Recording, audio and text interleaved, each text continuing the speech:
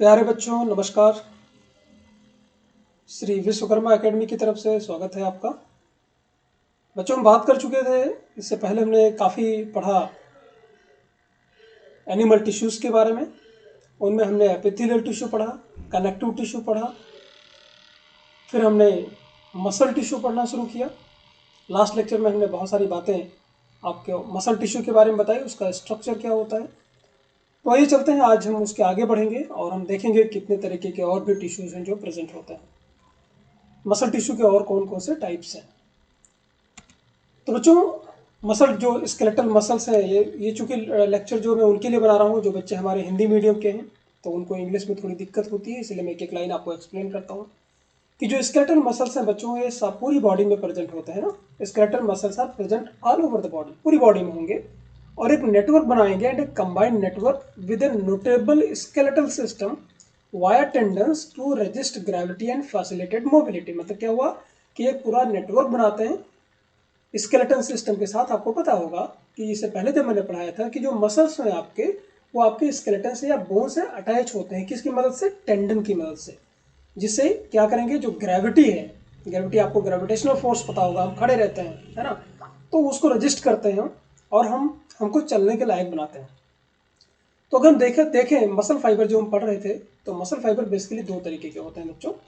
पहला होता है, अभी हम पढ़ रहे हैं वॉलंटरी में, है ना। आपको वॉलंटरी इससे पहले मैं डिस्कशन स्टार्ट किया था, तो वॉलंटरी पढ़ेंगे, फिर इनवॉलंटरी पढ़ेंगे और फिर हम कार्डियक टिश्यू पढ़ेंगे। तो वॉलंटरी के अंडर में ही हमारे पास दो मसल फाइबर हैं बच्चों।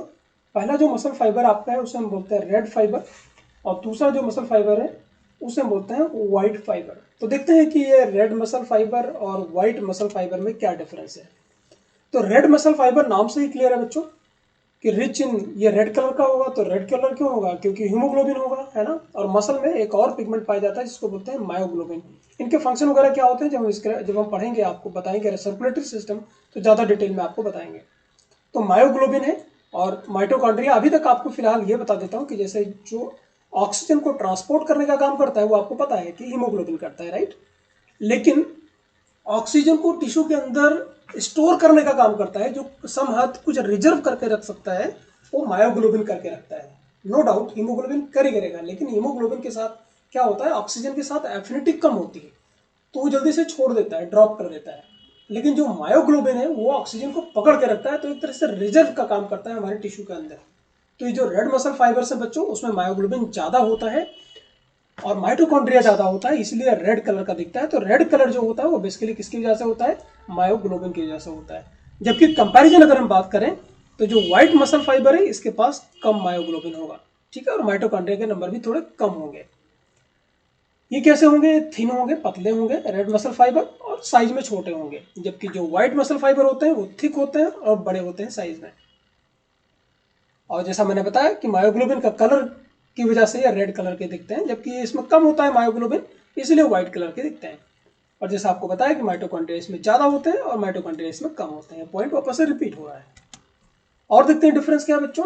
जो साइटोप्लाज्मिक रेटिकुलम, जैसा मैंने आपको बताया था कि जो एंडोप्लाज्मिक रेटिकुलम होता है, उसी को जब हम मसल्स की बात करते हैं तो उसी को हम सार्कोप्लाज्मिक रेटिकुलम बोलते हैं। तो रेड मसल फाइबर में कम होते हैं और ज़्यादा डेवलप नहीं होता है। जबकि अगर व्हाइट मसल फाइबर की हम बच्चों बात करें तो इसमें ज़्यादा सार्कोप्लाज्मिक रेटिकुलम होते हैं और सार्कोप्लाज्मिक रेटिकुलम जो है बहुत डेवलप होता है, वेल डेवलप होता है। अब यहाँ पर एक खास बात यह है, यहाँ पर लिखा हुआ है कि lactic acid does not accumulate. Lactic acid accumulate क्यों नहीं होता है इन मसल फाइबर में? इसके पीछे रीजन एक बड़ा सिंपल है कि इसमें चूंकि माइटोकॉन्ड्रिया ज़्यादा होता है, तो जब भी माइटोकॉन्ड्रिया ज़्यादा होगा तो फटाफट वो लैक्टिक एसिड को क्या कर देगा, वो मेटाबोलाइज कर देगा। हम आगे चल के और पढ़ेंगे तो बताएंगे आपको। लैक्टिक एसिड का एक थोड़ा आइडिया आपको दे देता हूँ। लैक्टिक एसिड क्या होता है बच्चों, जब आप बहुत वर्कआउट करते हो, मान ली किसी दिन आपने बहुत एक्सरसाइज कर लिया, तो क्या होता है दूसरे दिन जब आप जाते हो, पहले दिन तो जोश जोश में आके जिम कर लिया ज़्यादा या दौड़ लगा दी, दूसरे दिन देखते हो आपको वो दर्द करता है। तो दर्द करने लगता है, इसका मतलब वहाँ पर लैक्टिक एसिड का डिपोजिशन हो जाता है। तो जब आप एक्सरसाइज बहुत ज़्यादा करने लगते हो, रोज डेली करते हो, तो वहाँ पर माइटोकॉन्ड्रिया ज़्यादा बढ़ जाते हैं। तो लैक्टिक एसिड को धीरे धीरे क्या करते हैं, वो डिजोल्व कर देते हैं, वो मेटाबोलाइज कर देते हैं। तो इसीलिए जो लोग रेगुलर एक्सरसाइज करते हैं उनको पेन नहीं होता, क्योंकि वहाँ पर क्या होता है, माइटोकॉन्ड्रिया ज़्यादा हो जाता है, ठीक है।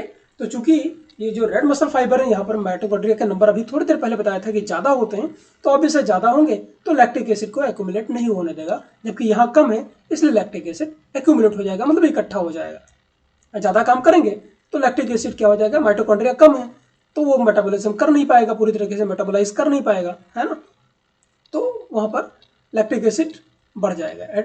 अब ये क्या करेगा, चूंकि यहाँ पर माइटोकॉन्ड्रिया है तो can perform aerobic oxidation without accumulating much lactic acid. बताया ना कि ये एरोबिक ऑक्सीडेशन वगैरह क्या होता है, जब हम धीरे धीरे रेस्पिरेशन वगैरह पढ़ेंगे तो आपको ज़्यादा डिटेल में बताएंगे। तो एरोबिक ये क्या कर लेगा, ऑक्सीडेशन कर लेगा और लैक्टिक एसिड को इकट्ठा नहीं होने देगा, इसलिए ये ज़्यादा देर तक काम कर सकता है, लॉन्ग पीरियड ऑफ टाइम तक काम कर सकता है। जबकि यहाँ पे क्या हुआ, यहाँ पर अनएरोबिक ऑक्सीडेशन होता है और जिससे लैक्टिक एसिड बढ़ जाता है, इसलिए ये जल्दी ये जो मसल्स हैं थक जाती हैं, फटीग मतलब थक जाना after short burst of contraction, कि ज़्यादा एक्टिविटी होने के बाद ये थक जाती है। जबकि ये comparison to white muscle fibre, red muscle fibre ज़्यादा देर तक काम कर सकती है बगैर रुके थके। चलो और देखते हैं, they carry out slow and sustained contraction for a long period, धीमे धीमे काम करेंगी लेकिन लंबा चलेंगी, है ना, देर तक चलेंगी। जबकि ये क्या है, यहाँ पर स्पेलिंग मिस्टेक है, they carry out fast work, बहुत तेज करेंगी फॉर ए शॉर्ट ड्यूरेशन, है ना। कछुआ और खरगोश की कहानी आपने सुनी होगी, तो ये कछुआ है, लंबे रेस का घोड़ा है और ये शॉर्ट में जल्दी थक जाएंगी, फास्ट करेंगी लेकिन जल्दी थक जाएंगी। यहाँ पर एरोबिक रेस्पिरेशन होगा, जबकि यहाँ पर क्या होगा, during strenuous exercise it switches over to anaerobic respiration. और ये पाई कहा जाती है सबसे इंपॉर्टेंट, हमारी जितनी मसल्स है जहाँ से हम मूवमेंट करते हैं हाथों में पैरों में, वो सारा हो गया आपका एक्सटेंसर मसल। और एक आइज, जो आंखों की मसल्स होती हैं बहुत जल्दी थक जाती हैं, मसल्स ऑफ द आइज में आपकी पाई जाती हैं कौन, व्हाइट मसल फाइबर। बाकी हर जगह क्या पाई जाती है, रेड मसल फाइबर। तो मेरे ख्याल से ये एग्जाम जो आपको बताया मैंने डिफरेंसेस आप समझ गए होंगे। तो आज हम बात करेंगे बच्चों दूसरी एक, अभी इससे पहले जो मैंने बात किया था उसको हमने वॉलंटरी मसल बोला था, क्योंकि उसे आप जब चाहो तो मूवमेंट कर सकते हो, आपके ब्रेन के कंट्रोल में होता था, है ना, उसको हमने वॉलंटरी मसल पढ़ा था। तो आज हम दूसरी पढ़ेंगे जिसको बोलता है, और उसको हमने उसमें देखा था पट्टी जैसे स्ट्रक्चर थे तो स्ट्रेटेड उसको बोला था। तो यहाँ पर देखते हैं ये स्ट्रेटेड है कि नहीं है और ये कहाँ पाई जाती है, इनवॉलंटरी मसल, है ना। तो इनवॉलंटरी मसल जो होती है ये चूंकि स्केलेटन से नहीं अटैच होती है तो इसलिए इसे नॉन स्केलेटल मसल भी बोलते हैं, बड़ा आसान है ना। उसको हमने क्या बोला था, स्केलेटल मसल बोला था। क्यों, क्योंकि वो जो मसल्स थी वो बोन से जुड़ी हुई थी, किसकी मदद से, टेंडन की मदद से। इसके साथ ऐसा नहीं है, इसलिए इनको हम क्या बोलेंगे, नॉन स्केलेटन मसल भी बोलते हैं। दूसरा देखो, इसको हम एक नाम से और जानते हैं बच्चों, इसको बोलते हैं विसरल आर्गन। विसरल आर्गन क्या होते हैं, विसरल आर्गन वो आर्गन होते हैं जो आपके इंटरनल आर्गन होते हैं, जैसे आपका हार्ट है ना, ये आप देख रहे हो, ये रिप्रोडक्टिव जो सिस्टम है वो, ये आपके देखो किडनी दिखाई पड़ रहा है, ये आपका ब्लड वेसल्स हैं, है ना, ये देखो आपका एलिमेंट्री कैनाल है। तो इंटरनल जो आपके आर्गन है उनको विसरल आर्गन बोलते हैं, क्योंकि उसमें पाए जाते हैं, इसीलिए क्या क्या बोलेंगे इनको, तो विसरल मसल बोलेंगे। So these muscles are found in the visceral organ, इसीलिए इनको बोलते हैं विसरल मसल। ठीक है, और आगे देखते हैं, they do not exhibit any stresses, मतलब इसमें जो है आपको इससे पहले मैं बताया था कि एक्टिन और मायोसिन होते थे और अल्टरनेट अरेंज होते थे, आपको पूरी कहानी मैंने बहुत अच्छे से बताई। तो उसमें पट्टी जैसा स्ट्रक्चर होता था, इसीलिए उसको स्ट्रेटेड बोलते थे, किसको, वॉलंटरी को। लेकिन यहाँ पर एक्टिन मायोसिन होता तो है लेकिन कम होता है, इसे पट्टी जैसा स्ट्रक्चर नहीं बनाता, इसीलिए क्या दिखता है, स्मूथ ही दिखता है, वो पट्टीदार नहीं दिखता है, इसीलिए इसको नॉन स्ट्रेटेड मसल बोलते हैं। और इसे या और चूंकि पट्टियां नहीं है तो स्मूथ मसल बोलते हैं। तो इसको देखो कितने नाम हो गए, है ना, आसान। इनवॉलंटरी मसल क्यों, क्योंकि भाई हमारे जब चाहे तभी ये काम नहीं कर सकता। कैसे, आप सोचो, जब आप खाना खा लेते हो तो खाना जब आप खा लेते हो तो जहाँ आपका काम वहीं पे खत्म हो जाता है जहाँ पर आपके नॉलेज में कि आपने खाना खा लिया, जैसे ही फूड नीचे गया आपको पता नहीं चला कि अब फूड का क्या हो रहा है। आपको किसी को पता चलता है कि भाई फूड अभी स्टमक में पहुंचा है, अभी छोटी आंत में पहुंचा है, अभी बड़ी में पहुंचा है, इलियम में, सीका में, कहाँ पहुंचा किसी को पता चलता है नहीं, लेकिन काम तो अंदर चल रहा है ना। तो वो आपके कंट्रोल में नहीं है, इसलिए उसे बोलते हैं इनवॉलंटरी मसल भी बोलते हैं। और चूंकि वो इंटरनल आर्गन में पाया जाता है इसीलिए इसे विसरल मसल भी बोलते हैं। और दिखने में एकदम स्मूथ होते हैं, कोई भी स्ट्रेसन नहीं होता, पट्टी नहीं होती, इसलिए इसे स्मूथ मसल भी बोलते हैं या नॉन स्ट्रेटेड मसल भी बोलते हैं। देखो कितने सारे नाम मैंने आपको बता दिए। चलिए आगे बढ़ते हैं बच्चों। It's contraction is not controlled by will power of animal, है ना, जैसा आप चाहते हो वैसा नहीं हो सकता। जब आप चाहो कि अब खाना पचना बंद हो जाए तो ऐसा आपके कंट्रोल में नहीं है। So it is called involuntary muscle, बता दिया आपको। कहाँ पाए जाएंगे? Found in the wall of blood vessel, blood vessel में पाए जाएंगे। डाइजेस्टिव ट्रैक्ट जैसा आपको बताया, रेस्पिरेटरी डक्ट में पाए जाएंगे, यूरिनरी डक्ट में पाए जाएंगे और रिप्रोडक्टिव डक्ट में पाए जाएंगे। इनका फंक्शन देख लो, देर असिस्ट किस में काम करेंगे? For example transportation of food, जैसा आपको बताया कि फूड आपका ट्रांसपोर्ट होगा, है ना। तो फूड क्या होगा? आगे चलता जाए, आपने खाना खा लिया, उसके बाद उसका डाइजेशन चालू हुई है, वो आगे मूव करता जा रहा है और बाद में एनएस के थ्रू निकल जाएगा, लेकिन वो आपके कंट्रोल में नहीं है। Through the digestive tract and gamete through the genital tract, है ना। गैमीट्स जो होते हैं, गैमीट्स आपको पता होगा, स्पर्म की हम बात कर रहे हैं, तो स्पर्म है या ओवा है तो वो सब रिलीज होता है, तो वो भी तो मूवमेंट करता है बच्चों। तो वहां पर भी क्या होगा कि जो जो आपके जेनाइटल ट्रैक्ट हैं वो भी मदद करते हैं उसके मूवमेंट में। तो ये सारे आते हैं बच्चों इनवॉलंटरी मसल्स में। चलो आगे बढ़ते हैं। चलो स्ट्रक्चर देख लेते हैं कि जो स्मूथ मसल है, स्मूथ मसल फाइबर का स्ट्रक्चर कैसा होता है। तो ये छोटे छोटे होते हैं, स्पिंडल शेप होंगे। स्पिंडल शेप क्या होता है, ये बच्चे जो हिंदी मीडियम के कंफ्यूज करते हैं। स्पिंडल का मतलब बच्चों ऐसा हुआ कि कभी आपने अगर चरखा देखा हो जिससे काटते हैं, सूत काटते बोलते हैं, गांधी जी के ज़माने में अभी भी चरखे होते होंगे, तो वो ऐसा दिखता है, तकली, उसको तकली बोलते हैं। शायद मैंने कहीं फिगर रखा था, अभी चला गया, तो तकली बोलते हैं। तकली अगर आपको पता होगा तो ऐसा कुछ स्ट्रक्चर ऐसा दिखता होगा, ऐसा तकली जैसा स्ट्रक्चर होता है जिसमें धागे क्या होते हैं, लिपटते रहते हैं, ऐसा ऐसा धागा लिपट जाता है, तो तकली बोलता है। तो इस तकली जैसा शेप होता है इसको, और ये क्या होगा, छोटे छोटे होंगे और तकली के जैसे होंगे और अनब्रांच्ड होंगे। तो देख लो यहाँ पे, ये देखो तकली जैसा स्ट्रक्चर है। तो चूंकि तकली जैसा स्ट्रक्चर है इसीलिए इसको क्या बोलते हैं, स्पिंडल शेप बोलते हैं। और इसमें ब्रांचिंग नहीं होती है। क्या होता है, इसमें ब्रांच नहीं होती, सीधा सीधा होता है। जैसे उसमें भी आपने जो वॉलंटरी मसल की बात की थी तो उसमें भी ब्रांचिंग कहाँ थी, अनब्रांच्ड था ना। ठीक है, आगे बढ़ते हैं। कुछ फाउंड इन स्कैटर्ड फॉर्म, है ना, बिखरे होंगे, बहुत टाइटली पैक नहीं होंगे। मायोफाइब्रिल्स क्या होंगे बच्चों, बात करें तो yes, all cell organelles are found in cytoplasm. ठीक है, साइटोप्लाज्म में सारी चीजें होंगी। Contractile fibres are found in the cytoplasm, due to this reason this cytoplasm is called sarcoplasm. Sarcoplasm यहाँ पर भी बोलते हैं साइटोप्लाज्म को, और वहां पर भी हमने साइटोप्लाज्म बोलते थे। किसके, हम वॉलंटरी बात कर रहे थे तो वहां पर भी हम साइटोप्लाज्म को क्या बोलते थे, सार्कोप्लाज्म ही बोलते थे। ठीक है, this contractile fibre called as myofibril, वहां पर भी मायोफाइब्रिल बोलते थे, यहाँ पर भी मायोफाइब्रिल बोल रहे हैं। मायोफाइब्रिल किसके बने होंगे, वहां पर भी एक्टिन और मायोसिन के बने थे, यहाँ भी एक्टिन मायोसिन के होंगे, लेकिन बस अंतर यह है कि एक्टिन मायोसिन का अमाउंट कम होगा कंपेयर टू वॉलंटरी मसल, और दूसरा एक्टिन जो है वो ज्यादा होगा किससे, मायोसिन से। मायोसिन आपको पता था थिक वाला था और एक्टिन क्या था, थिन वाला था। तो पहली बात तो एक्टिन मायोसिन कम है और उसमें एक्टिन ज्यादा है मायोसिन से कम, इसका मतलब बहुत पतले पतले हैं, स्मूथ दिखेंगे। और myofibril is functional unit of involuntary muscle, वहां वॉलंटरी में भी वही केस था। तो आप कंपैरिजन करके बड़े आसानी से समझ सकते हो। और it remain in contracted stage for longer period, ये कॉन्ट्रैक्ट हो गया, जैसे आपको बताया था कि जब हम वॉलंटरी मसल की बात करते थे, है ना, तो बहुत तो क्या होता था, पहले कॉन्ट्रैक्ट होता था, फिर क्या होता है, रिलैक्स होता था। लेकिन तो ये जो होते हैं ये थोड़ा देर तक कॉन्ट्रैक्ट रह सकते हैं, तो इसीलिए इन मसल को नॉन फटीग मसल बोलते हैं। जल्दी ये थकते नहीं है, बहुत देर तक काम कर सकते हैं, नॉन फटीग मसल। ठीक है, समझ में आ गया आपको। चलिए अब हम अपना थर्ड और लास्ट मसल पढ़ेंगे, जिसको बोलते हैं कार्डियक मसल। 3 मसल आपको बताए थे बच्चों, याद करिए, वॉलंटरी, इनवॉलंटरी और कार्डियक।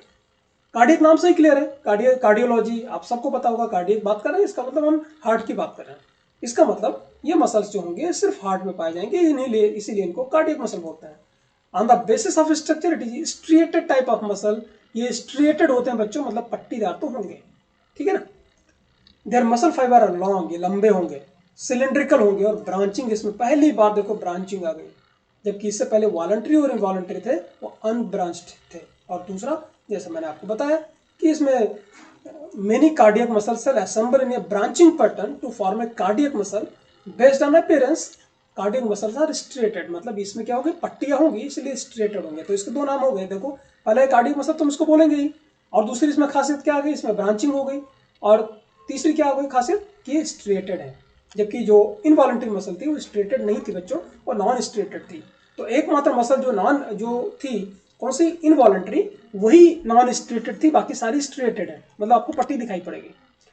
देख सकते हो ये स्मूथ है, देखो दिखाई पड़ रही है, ये आपका कार्डियक वाली दिखाई पड़ रही है, ये आपकी स्ट्रेटेड मसल है, तो ये आपकी स्केलेटल मसल हो गई, ये आपकी इनवॉलंटरी हो गई, और ये आपकी कार्डियक मसल, देखो इसमें कैसे ब्रांचिंग बनी हुई है। So dark and light line also found in the muscle fibre, it is also known fatigue type muscle, मतलब ये नॉन फटीग पूरी तरीके से है। जब से हार्ट बना तब से इसने धड़कना शुरू किया, तो अगर हार्ट ने धड़कना बंद कर दिया मतलब आदमी खत्म। तो इसका मतलब ये हुआ कि ये पूरी लाइफ चलता रहेगा, कभी भी रुकेगा नहीं। So it's contraction is not controlled by will power of animal. और हम जब चाहें तो ये नहीं कर सकते कि चलो अभी धड़क रहा है दिल या रोक लेते हैं थोड़ी देर के लिए, नहीं, हमारे कंट्रोल में नहीं है। On the basis of function it is smooth muscle type, है ना, स्मूथ है ये भी। Both central nervous and autonomic nerves are supplied to this type of muscles. तो इसके बारे में और हम बात करेंगे, ये जो भी ऑटोनोमिक नर्वस सिस्टम है ये सब बाद में बात करेंगे जब हम नर्वस सिस्टम पढ़ेंगे। तो अगर हम तीनों में कंपैरिजन करें तो बहुत आसानी से कंपैरिजन कर सकते हैं। स्ट्रेटेड जो है, जिसको हमने स्केलेटल मसल बोला था, ये कहाँ पाया जाएगा? अपर और लोअर लिम्ब। लिम्ब मतलब क्या होता है? हाथ पैर, है ना। तो अपर लोअर लिम्ब होंगे। नॉन स्ट्रेटेड कहाँ पे होंगे? बताया था आपको, iris and ciliary muscle of I, urinary bladder, urogenital tract, dermis of skin, erector पिलाई मसल ऑफ डर्मिस। और ये कहाँ पे होंगे? कार्डियक कहाँ होंगे? हमेशा हार्ट में होंगे। शेप की अगर बात करें तो ये सिलेंड्रिकल होते हैं, लेकिन जो आपके इनवॉलंटरी मसल हैं वो आपके स्पिंडल शेप होते हैं, और कार्डियक मसल भी सिलेंड्रिकल होता है। और देखें कैसे होंगे, ये फाइब्रस होते हैं, स्ट्रेटेड या वॉलंटरी अनब्रांच होंगे। नॉन स्ट्रेटेड या इनवॉलंटरी ये भी इसमें कोई ब्रांचिंग नहीं होती, जबकि यहाँ पर अभी भी बताया कि इसमें ब्रांचिंग होती है। इसमें भी बताया था कि इसमें बहुत सारे न्यूक्लियस होंगे, इसमें सिर्फ एक न्यूक्लियस होगा एक सेल में, इसमें भी सिर्फ एक ही न्यूक्लियस होगा। लाइट एंड डार्क बैंड मतलब क्या हुआ? ये स्ट्रेटेड होते हैं, कौन? आपके वॉलंटरी मसल, जबकि जो नॉन स्ट्रेटेड है ये नहीं होता स्ट्रेटेड, या नॉन स्ट्रेटेड होता है, और ये भी स्ट्रेटेड आपका कार्डियक भी होता है। Oblique bridges and intercalated disc जो होते हैं ये यहाँ पे एब्सेंट होते हैं, यहाँ पर भी एब्सेंट होंगे, लेकिन इंटरकैलेटेड डिस्क एक होते हैं जो कार्डियक सेल में पाए जाते हैं। Control by CNS, central nervous system से कंट्रोल होता है आपका वॉलंटरी मसल्स, और नॉन स्ट्रेटेड या ऑटोनोमिक नर्वस सिस्टम से होता है कंट्रोल, और जबकि कार्डियक है सीएनएस और ANS, central nervous system, autonomic nervous system, दोनों से कंट्रोल होता है। इनके बारे में हम डिटेल बात करेंगे जब हम नर्वस सिस्टम पढ़ेंगे, तो ज़्यादा डिटेल में आपको बताएंगे। ब्लड सप्लाई इसमें खूब होती है वॉलंटरी में, और कार्डियक में बहुत ज़्यादा होती है, जबकि यहाँ पर थोड़ी सी कम होती है नॉन स्ट्रेटेड में। जल्दी थक जाता है आपका, और जो नॉन स्ट्रेटेड है ये थकता नहीं है, डू नॉट, जल्दी नहीं थकेगा, और जबकि ये कभी नहीं थकेगा। कार्डियक मसल पूरी लाइफ आपका हार्ट धड़कता ही रहेगा। तो ठीक है, इतनी बातें हमने पढ़ ली। अब हम पढ़ते हैं थोड़ा सा और भी, प्रॉपर्टीज ऑफ मसल्स। मसल्स की प्रॉपर्टी क्या होती है बच्चों? तो पहले आपको बताया था एक्साइटेबिलिटी, मतलब क्या हुआ? स्टिमुलस को रिसीव करना और उसके हिसाब से रिस्पॉन्ड करना, इसको मैं स्टिमुलस बोलते हैं ना। जैसे आप कोई चीज़ सोचते हो, अब मैं बोल रहा हूँ, आप सुनते हो, उसके हिसाब से रिएक्ट करते हो। अभी अगर आपको बोलूँ, मैं कोई क्वेश्चन पूछूँ तो आप सुनोगे और उसके हिसाब से रिएक्ट करोगे, तो इसको एक्साइटेबिलिटी बोलते हैं। मतलब क्या हुआ? जो मसल्स होते हैं बच्चों, वो हमारे ब्रेन से सिग्नल लेती हैं, स्टिमुलस लेती हैं, और उसके हिसाब से रिएक्ट करती हैं। कंडक्टिविटी, कंडक्टिविटी क्या हुआ?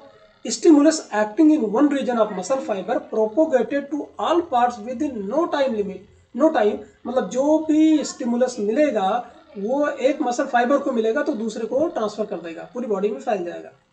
कॉन्ट्रैक्टिबिलिटी बताया था कि ये मसल्स क्या होती हैं? कॉन्ट्रैक्ट करती हैं, जैसे हमने पढ़ा तीनों के बारे में। थ्रेशोल्ड स्टिमुलस, थ्रेशोल्ड, ये पहले ये समझ लेते हैं कि बच्चों ये थ्रेशोल्ड का मतलब क्या होता है। मैं एग्जांपल देता हूँ। थ्रेशोल्ड का मतलब क्या है? ये मान लेते हैं कोई पेपर है, आप पढ़ाई कर रहे हो, बायोलॉजी का पेपर है 12th में, तो उसमें 100 मार्क्स है, ठीक है। किसी बच्चे को अगर 30 मार्क्स आए तो क्या वो पास हो जाएगा? आप तुरंत बताओगे नहीं। क्यों भाई? 32 मार्क्स तो आए, 0 तो आए नहीं, 32 तो आए ना। लेकिन जब तक उसके 35 मार्क्स नहीं मिलेंगे वो अगली कक्षा में प्रमोट नहीं होगा। क्यों? क्योंकि उसने थ्रेशोल्ड क्रॉस नहीं किया, मतलब मिनिमम रिक्वायरमेंट क्रॉस नहीं किया। तो जब उसको मिनिमम पूरा हो जाएगा उसके बाद ही उसको प्रमोट करेंगे। तो जो भी स्टिमुलस इसको मिलेगा, तो अगर वो जितना स्टिमुलस मिला है अगर वो कम है तो आपकी मसल रिएक्ट नहीं करेगी, अगर उससे ज्यादा करेगा तो ही करेगा, रिएक्ट करेगा। इसी को बोलते हैं थ्रेशोल्ड स्टिमुलस। सो इंटेंसिटी कितनी है स्टिमुलस की? तो below the threshold value which does not produce contraction in muscle fibre is called सब थ्रेशोल्ड, मतलब 35% से नीचे, 35% मार्क्स जो आपको बताया, कम है तो उसको सब थ्रेशोल्ड, और उससे ज्यादा है तो उसको बोलेंगे सुप्रा थ्रेशोल्ड स्टिमुलस। इसका मतलब स्टिमुलस का लेवल कितना है, अगर एक थ्रेशोल्ड से क्रॉस करेगा तो ही आपकी मसल कॉन्ट्रैक्ट करेगी, अदरवाइज नहीं करेगी। इसी को बोलता है ऑल और नन लॉ, मतलब या तो करेगी तो सब करेगी और नहीं तो बिल्कुल नहीं करेगी। स्टिमुलस थ्रेशोल्ड से कम होगा तो बिल्कुल मूवमेंट नहीं होगा, उससे ऊपर होगा तो सब करेगा। इसी को बोलता है all or none law. Response of muscle fiber is maximum whether the stimulus has threshold value or supra threshold value. Response is absent when intensity is sub threshold, below threshold value. इसी को बोलते हैं all or none। या तो होगा या तो नहीं होगा। भाई अगर बच्चे ने किसी एग्जाम दिया है तो या तो पास होगा या तो नहीं होगा। ऐसा तो नहीं होगा थोड़ा पास भी होगा थोड़ा फेल हो गया, राइट। नेक्स्ट हम बच्चे बात करते हैं मसल ट्विच। मसल ट्विच क्या है? It is single isolated contraction of muscle fibre due to single stimulus. एक सिंगल स्टिमुलस जो हुआ है उससे कॉन्ट्रैक्शन कितना होगा उसी को क्या बोलते हैं? मसल ट्विच बोलते हैं। ठीक है, उम्मीद करता हूं आपको कॉन्सेप्ट समझ में आ रहे होंगे। कोई भी चीज ना समझ में आए तो हम बाद में पूछ सकते हैं। चलिए आगे बढ़ते हैं। पैरालिसिस। पैरालिसिस आपको सबको पता होगा कि supply of motor nerve impulse completely cut off. मतलब जो मोटर नर्व्स होते हैं ये सब क्या होते हैं, चूंकि हम अभी सारी चीजें यहाँ नहीं बता सकते, तो अगर मोटर नर्व की सप्लाई कट हो जाए तो उसको हम पैरालिसिस बोलते हैं। इसका मतलब क्या होगा? अब ऐसे टाइम पे जो मसल कॉन्ट्रैक्शन है वो स्टॉप हो जाएगा। दूसरा सिवरिंग। आपको पता होगा जब बहुत ठंडी लगती है तो आप क्या करते हो? कांपने लगते हो, है ना, सिवरिंग होने लगती है। इनवॉलंटरी कॉन्ट्रैक्शन, उसमें आपके कंट्रोल में नहीं रहता। आप ठंडे पानी से नहा लीजिए, देखिए क्या होता है, दांत कट बोलने लगता है ना, तो वो इनवॉलंटरी कॉन्ट्रैक्शन हो जाता है, इसको हम सिवरिंग बोलते हैं। नेक्स्ट आपका इसको बोलते हैं मसल टेंशन। ये क्या होता है? Force produce during contraction of muscle, उसी को हम मसल की टेंशन बोलते हैं। स्पीड अगर चाहे तो देख सकते हैं स्केलेटल मसल की कितनी स्पीड होती है, 0.1 सेकेंड पर कॉन्ट्रैक्शन पर साइकिल। कार्डियक के देखें तो 0.8 सेकेंड, जबकि स्मूथ मसल के देखें तो 40 सेकेंड पर कॉन्ट्रैक्शन पर साइकिल। एक और देखते हैं, इसको बोलते हैं रिगर मोर्टिस। ये मैंने पहले भी बताया हुआ है, एक बार और बताता हूं कि after death fresh supply of ATP become impossible. आदमी की अगर डेथ हो गई तो एटीपी जाएगा नहीं। तो आपको पता है आज जब मैंने एक्टिन और मायोसिन का कॉन्ट्रैक्शन बताया था तो देखिएगा कि जो एक्टिन था वो मायोसिन के ऊपर बाइंड हो जाता था और मायोसिन फिक्स रहता था और एक्टिन मूव करता था, स्लाइड करता था। लेकिन आपको याद होगा कि मसल जो मायोसिन होता था वो हेड से धक्का मारता था, अपनी तरफ खींचता था, तो वहां पर एटीपी चाहिए होता था बच्चों। तो अगर किसी की डेथ हो गई तो एटीपी तो जाएगा नहीं, तो एटीपी जाएगा नहीं तो कॉन्ट्रैक्शन होना बंद हो जाएगा। So once the local store of ATP molecule are exhausted, तो अब क्या होगा? Due to non availability of ATP detachment of myosin from actin can not takes place. अब जब डिटैचमेंट होता था, मायोसिन एक्टिन को धकेलता था, अब उसको एटीपी मिलेगा नहीं तो जकड़ लेगा, छोड़ेगा नहीं। तो इससे क्या होगा? मसल परमानेंटली कॉन्ट्रैक्ट हो जाएंगी। इसीलिए जिस लोगों की डेथ हो जाती है धीरे धीरे क्या होता है, पूरा शरीर एकदम अकड़ जाता है, उसमें मूवमेंट नहीं होती क्योंकि उसको एटीपी नहीं मिल रहा है। This phenomenon is called rigor mortis. और इसी की मदद से जो फॉरेंसिक साइंस वाले हैं, पोस्टमार्टम में हैं, वो फिर ये पता लगा लेते हैं कि जो डेथ हुई है वो कितना पहले हुई है। Over stretching of ligament. अगर कभी कोई अगर लिगामेंट आप जानते होंगे तो लिगामेंट आपको बताया था कि जो दो हड्डियों को जोड़ता है उसको क्या बोलते हैं? लिगामेंट, है ना। तो वहां पर अगर थोड़ा स्ट्रेचिंग हो जाती है, ओवर स्ट्रेचिंग, गेम खेलते या कहीं आप फिसल गए या कुछ हो गया तो उसको हम स्प्रेन बोलते हैं। ठीक है, चलिए आगे बढ़ते हैं, कुछ और पॉइंट्स देखते हैं। Special points. सार्टोरियस, ये सबसे बड़ी मसल है बॉडी की, सार्टोरियस। दूसरा है ग्लूटियस मैक्सिमस, ये बटक मसल, आपके बटक्स है ना, हिप के मसल्स हैं। Largest muscle of the body, ये लार्जेस्ट है, ये लॉन्गेस्ट है, सबसे लंबी है और ये सबसे बड़ी है। स्टेपीडियस, सबसे छोटी मसल, याद कर सकते हो आप। जॉ की जो मसल है सबसे मजबूत है। आप देखते हो कोई भी चीज पकड़ के आप चबाते हो, काटते हो, तो जॉ की मसल बहुत मजबूत, सबसे ज्यादा मजबूत होती है। In human being 639 muscles are found. कितनी मसल पाई जाती हैं? 639। 400 मसल्स स्ट्रेटेड है और most of the muscles are found in back region and number of back muscles are 180। ठीक है। Longest smooth muscle is present in uterus of pregnant lady. सबसे longest smooth muscle जो आपको बताई, लॉन्गेस्ट स्मूथ मसल जो होती है किसमें होती है? यूटेरस में होती है, लेडी के, प्रेग्नेंट लेडी में। तो मेरे ख्याल से आपको समझ में आ गया होगा बच्चों। इस तरह से आज हमने थर्ड जो मसल थी उसे खत्म किया, तो पूरी तरीके से खत्म कर दिया हमने किसको? आपके मसल्स को, स्केलेटल मसल। ठीक है, अब हम नेक्स्ट जो मसल्स हमारी खत्म हो गई, अब हम नेक्स्ट टिश्यू जो होगा वो हम नर्वस टिश्यू पढ़ेंगे। तो इस तरह से अभी तक हमने 3 टिश्यू पढ़ लिए। एपिथेलियल टिश्यू पढ़ लिया पूरी तरीके से, और फिर हमने कनेक्टिव टिश्यू पढ़ा दिया आपको, और फिर आपको मसल टिश्यू पढ़ा दिया। अब नेक्स्ट लेक्चर में हम मिलेंगे तो आपको नर्वस टिश्यू पढ़ाएंगे। तो बच्चों उम्मीद करता हूँ आपको समझ में आया होगा। इस लेक्चर को आप अपने दोस्तों के साथ शेयर करिए, सोशल मीडिया पे शेयर करिए, और मैं जल्दी मिलता हूँ आपको नेक्स्ट वीडियो में। टिल देन टेक केयर, नमस्कार, थैंक यू।